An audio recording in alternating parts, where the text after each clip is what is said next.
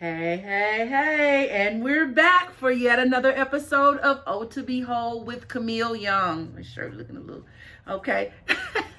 That is me. Glad to have you here with me on today for another episode. Look, guys, how y'all doing? We're going into our fall season.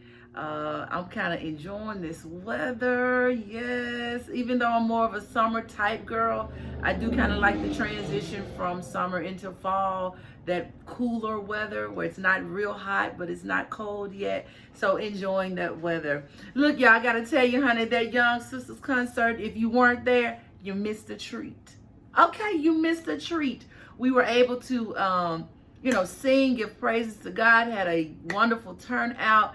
Also, we were able to be a blessing to Southwind High School. We were able to give them a monetary donation just to be a blessing to them, because we know that they perform out of town. So we wanted to do that. The Ben and Lenny Young Foundation, we wanted to be a blessing to them. So thank you to Southwind, Mr. Pinson. Thank you all so much for joining us, and hoping that what we shared with you all was truly a blessing, and you all sounded amazing. You have a wonderful choir. That group of youth, y'all are really doing some great things. So glad we were able to be a blessing to you. Okay, all right, so let's dive into today's topic, y'all.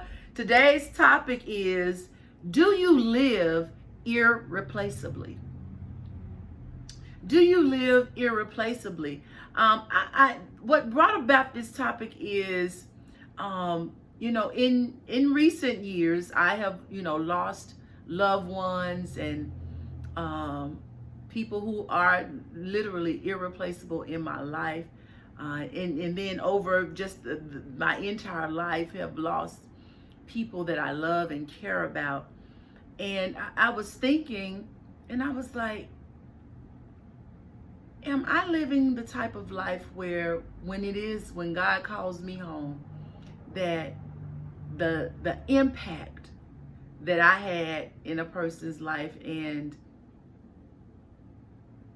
what I do daily and how I move daily is in a manner in which someone feels that my life was irreplaceable.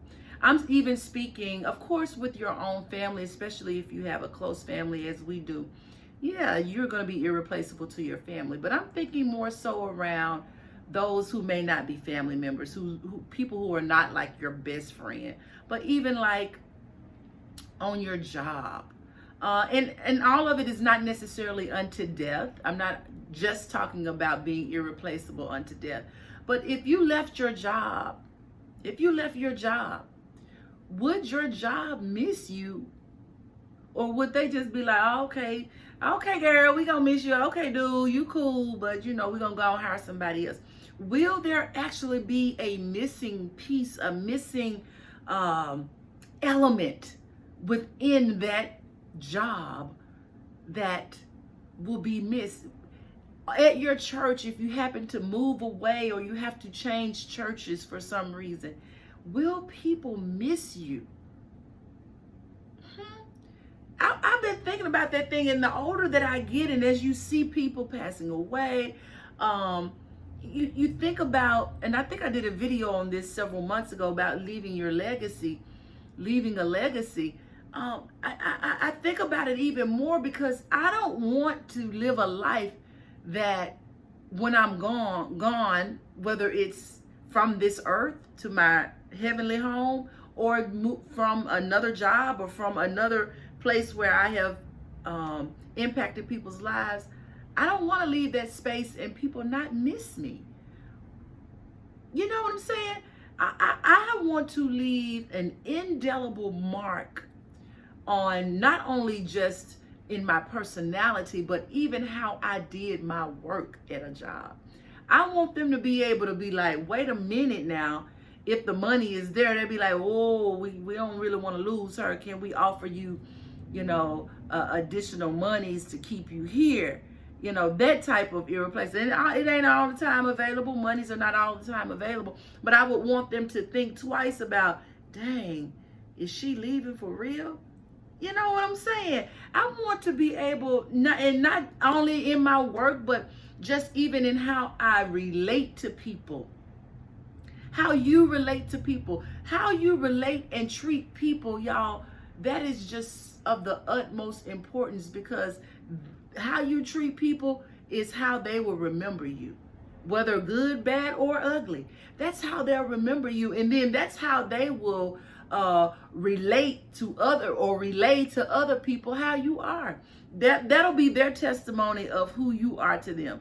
It could be a bad testimony of who you are to them because of how you treated them. Okay? And so we have to be mindful of how we are moving and navigating within the world to make sure that we are impacting lives and that we are being intentional. That's one of my words now. Being intentional with how we move and how we act and how we interact with others. Because you want to be able to leave a mark. You want to be able to leave a mark that is irreplaceable. Not saying that another person won't be able to do the job, but they can't do the job the way you do it, and the people won't experience it the way that you did it. Okay? And even in your own family, you should not be a family member that is easily forgotten and replaceable. You don't want that. You want, when a person leaves your life, you'll know that, dang, they may be in heaven or whatever, but my God, nobody can replace what that person did in my life, what my sister did in my life, what my brother, what my husband, what my child, what my cousin, my aunt, uncle, my mother, my father, my grandmother, grandfather. You know, they cannot replace what they were in my life or who they were in my life. Live irreplaceably. Okay? Live irreplaceably. Live in a place, in a space where people will, you won't be easily forgotten. You know, the next, you get on a job in 2 weeks, and honey, they ain't thought no more about you. Your name ain't came up another time since you left. Okay? Or if it came up another time, they like, ooh, glad she gone. Or, but you want your name to be spoken of well in whatever environments you find yourself in, whatever community that you find yourself in. You want your name to be well spoken of, because you want to be seen as somebody who brought light, someone who brought laughter, who brought joy, who brought insight, who brought wisdom, who brought understanding, who brought grace, who brought the love of Christ, who brought a different mindset to people. Okay? And I am very intentional with that. And I want to challenge you to do the same. I want to challenge you to be intentional about how you are with people and how you respond with people, and being that change agent even in your job, trying to help change the culture.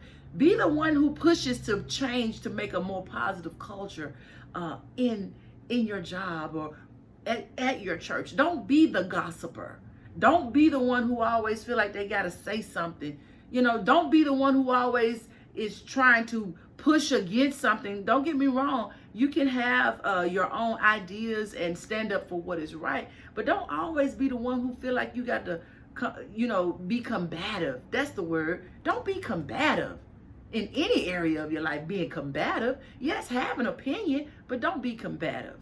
Okay? All right. So look, that's all I got for today. We're going to keep it nice, short, and sweet, and to the point on today. All right. Thank you so much for joining me. Okay. Be sure to register for the retreat. It's down in the description, the link to do that. All right. We're coming down to just a few more days. All right. And don't forget to get your book at otobewhole.com. All right. That's in the description as well. Be sure to subscribe, like, share, and comment. All right. Thank you so much for joining me. And until next time, God bless.